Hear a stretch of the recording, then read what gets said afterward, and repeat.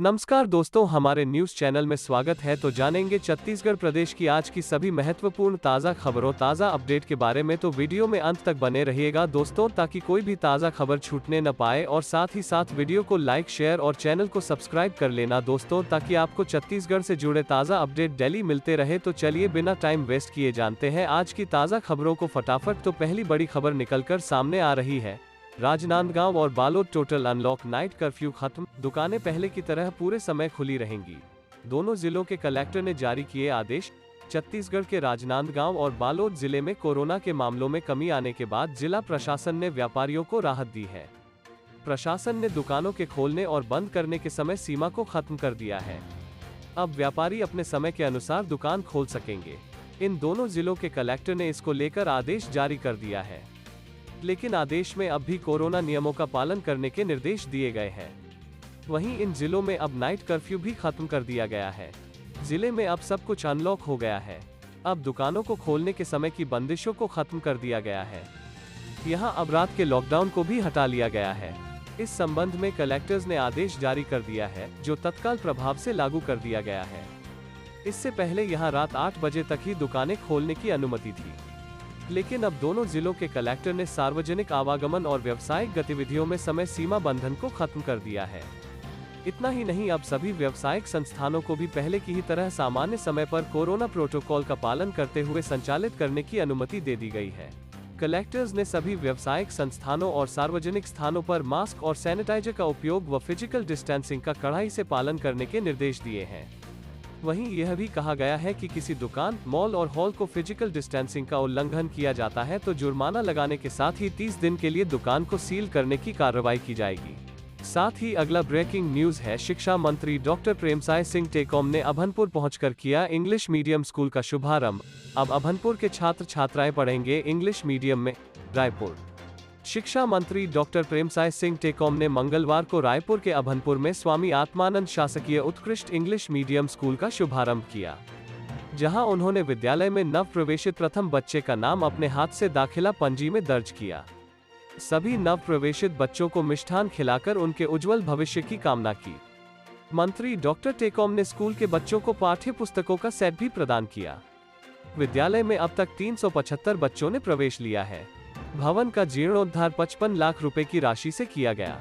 कार्यक्रम में पूर्व मंत्री एवं विधायक अभनपुर धनेंद्र साहू, जिला प्रशासन के अधिकारी, स्कूल के प्राचार्य, शिक्षक और नवप्रवेशित बच्चे उपस्थित थे। स्कूल शिक्षा मंत्री डॉक्टर टेकॉम ने कहा कि शिक्षा विकास का माध्यम है। जहां जहां शिक्षा के दीप जलते हैं, वहां वहां विकास की लौ जगमगाती है। अंग्रेजी माध्यम की शिक्षा आज समय की मांग है। अंग्रेजी वैश्विक भाषा है। खासकर वैज्ञानिक, मेडिकल, इंजीनियरिंग पढ़ाई में अंग्रेजी का महत्व अधिक है। अंग्रेजी अच्छी तरह से नहीं जानने के कारण बच्चे वैश्विक प्रतियोगिता में शामिल नहीं हो पाते। अगली बड़ी खबर है। झारखंड के 10वें राज्यपाल बने रमेश बैस। नए राज्यपाल रमेश बैस ने पद और गोपनीयता की ली शपथ। रायपुर से 7 बार रहे हैं सांसद। झारखंड के नए राज्यपाल रमेश बैस को झारखंड हाईकोर्ट के चीफ जस्टिस रवि रंजन ने बुधवार को राजभवन के बिरसा मंडप में पद और गोपनीयता की शपथ दिलवाई। छत्तीसगढ़ के रायपुर से 7 बार सांसद रहे रमेश बैस झारखंड के 10वें राज्यपाल हैं। रमेश बैस मंगलवार का रांची पहुंच गए थे। 2 अगस्त 1947 को रायपुर में जन्मे रमेश बैस 1989 में पहली बार सांसद बने। तब से वे लगातार 2019 तक रायपुर का प्रतिनिधित्व करते रहे। अटल बिहारी वाजपेयी की सरकार में राज्य मंत्री भी थे। वे लोकसभा में भाजपा के मुख्य सचेतक भी रहे। 70 वर्ष से अधिक उम्र हो जाने पर 2019 में भाजपा ने लोकसभा के लिए टिकट नहीं दिया था, लेकिन इनकी प्रतिबद्धता के मद्देनजर जुलाई 2019 में त्रिपुरा का राज्यपाल बनाया गया। अब इन्हें झारखंड का राज्यपाल बनाया गया है। अगला अपडेट है। छत्तीसगढ़ की तबादला नीति। सरकारी कर्मचारियों के एकमुश्त तबादले पर जारी रह सकती है रोक। मुख्यमंत्री बोले, कोरोना काल में व्यापक तबादला उचित नहीं। छत्तीसगढ़ में कर्मचारियों के सामान्य तबादलों पर लगी रोक आगे भी जारी रह सकती है। मुख्यमंत्री भूपेश बघेल ने बुधवार को कहा कि कोरोना काल में कर्मचारियों के एकमुश्त तबादले संभव नहीं है। ऐसे में प्रदेश की तबादला नीति आने की संभावनाएं फिलहाल खत्म हो गई हैं।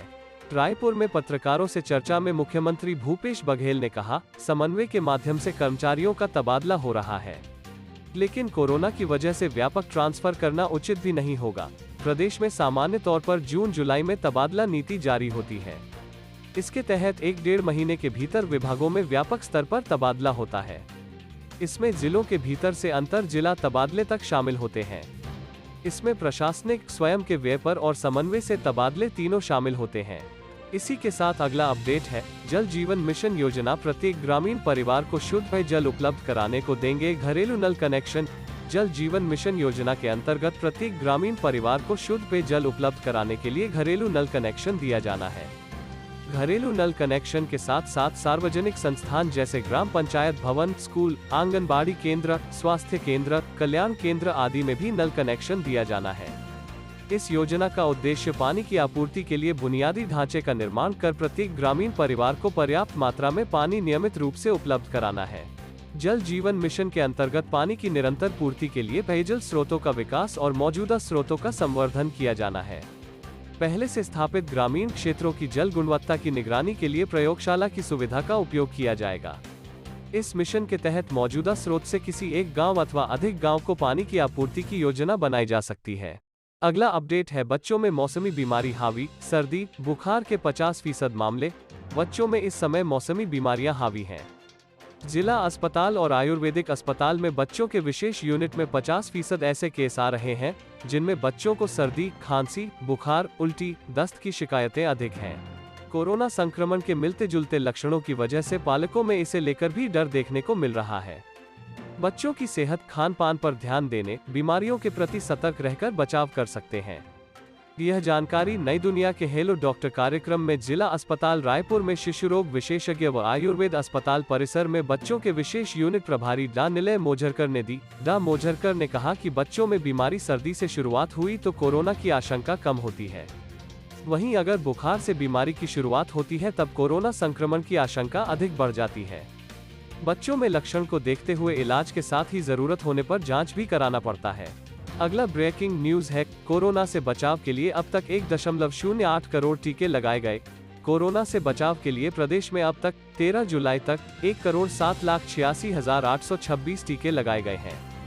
प्रदेश के 89,04,665 लोगों को इसका पहला टीका और 18,82,161 को दोनों टीके लगाए जा चुके हैं।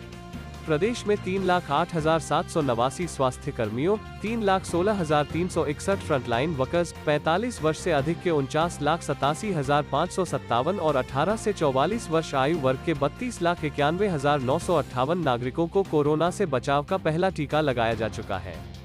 वहीं 2,41,700 स्वास्थ्य कर्मियों, 2,16,377 फ्रंटलाइन वर्कर्स, 45 वर्ष से अधिक के 13,36,444 तथा 18 से 44 आयु वर्ग के 87,640 लोगों को दोनों टीके लगाए जा चुके हैं। प्रदेश में 91% स्वास्थ्य कर्मियों, 100% फ्रंटलाइन वर्कर्स, 45 वर्ष से अधिक के 85% नागरिकों और 18 से 44 आयु वर्ग के 25% युवाओं ने कोरोना से बचाव का पहला टीका लगवा लिया है। वहीं 71% स्वास्थ्य कर्मियों, 74% फ्रंटलाइन वर्कर्स और 45 वर्ष से अधिक के 23% लोगों ने दोनों टीके लगवा लिए हैं। अगला अपडेट है, महंगाई के लिए केंद्र की नीतियां जिम्मेदार, प्रधानमंत्री के रूप में मोदी हर मोर्चे पर विफल। भूपेश बघेल, रायपुर। मुख्यमंत्री श्री भूपेश बघेल ने बुधवार को नागपुर प्रवास के दौरान देश में बढ़ती महंगाई के लिए केंद्र सरकार की नीतियों को जिम्मेदार बताते हुए जमकर हमले किए। उन्होंने कहा कि प्रधानमंत्री के तौर पर श्री नरेंद्र मोदी न केवल सभी मोर्चे पर विफल हुए, बल्कि एक बार फिर साबित हो गया कि भारतीय जनता पार्टी को सरकार चलाना आता ही नहीं। उन्होंने कहा कि भाजपा ने कभी जनहित की नहीं, बल्कि कॉर्पोरेट जगत के अपने मित्रों की ही चिंता की और उन्हीं के लिए नीतियां बनाई। श्री बघेल ने कहा कि केंद्र की गलत नीतियों के कारण ईंधन, ऊर्जा और खाद्य संबंधी उपभोक्ता वस्तुओं के मूल्य में बेतहाशा वृद्धि के कारण आम लोगों का जीना मुहाल हो गया है। भाजपा के लोग किसानों और आम लोगों के मुद्दों पर बातें करने के बजाय केवल भावनात्मक बातें कर जनता को गुमराह कर रहे हैं। श्री बघेल ने कहा कि सभी को एकजुट होकर केंद्र सरकार पर दबाव बनाना चाहिए कि वो ऐसी नीतियां बनाए जिससे महंगाई पर अंकुश लगे। तो वीडियो को अंत तक देखने के लिए बहुत बहुत धन्यवाद दोस्तों। ऐसे ही ताज़ा खबरों को रोजाना देखने के लिए वीडियो को लाइक और चैनल को सब्सक्राइब जरूर करें।